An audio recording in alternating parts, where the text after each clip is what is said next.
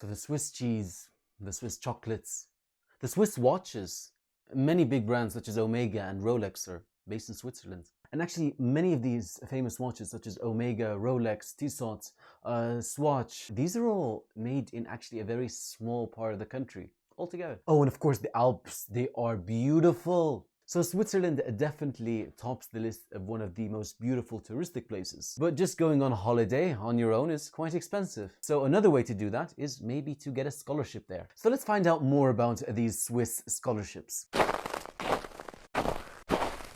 So the Swiss scholarship program is actually not for all levels. It is mostly for postgraduates and also for research, however, though, fellowships and so forth. So this may not be the first program to look into, but it's definitely something worth looking into more later on.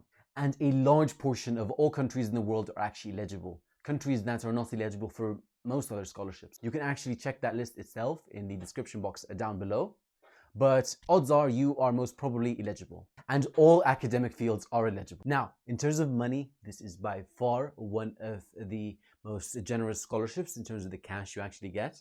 You actually get around 1,700 euros every single month. And you also get your health insurance. And you get the money for your flight tickets to and from Switzerland. And a public transportation card, and an extra sum of around 270 euros at the beginning of your scholarship for you to be able to easily find an apartment. And you also go on amazing tours that are funded by the scholarship program to see the amazing places in Switzerland, and you get to go on fancy dinners also on the program. But it doesn't cover any field work if you wish to do any during the program, and that is on you. But once again, the amount you're getting per month is incredibly high.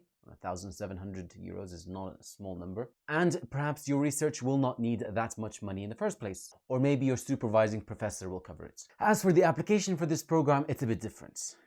Here, what you do is you have to email the embassy in your country, and then they will send you the application package. And then you'll have to fill in the forms, write your motivation letter, your CV, letters of recommendation, your full research proposal. And additionally, in this program, you actually have to speak with the institution beforehand and get a letter from the accepting institutions and from the professor that has agreed to supervise you. And then you just provide a medical certificate and copies of your passport. For countries where there is no Swiss embassy, you would click on the countries list, and over there, open your country, and there you will end up with a compressed folder, and you open that, you look it through the PDF, and over there, you find the embassy that is assigned to you. That is usually an embassy from a neighboring country. And that's it really.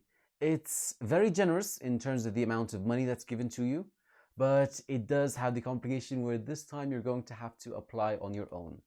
So it's a bit of a more complex procedure, and it involves a lot of mailing back and forth, which kind of deters many. But then again, since it deters many, that could be a great reason for you to apply, because that means the competition is much lower. But if it doesn't work out, there are multiple other options that I have covered and will continue to cover in my following videos. So if you haven't already, please don't forget to subscribe.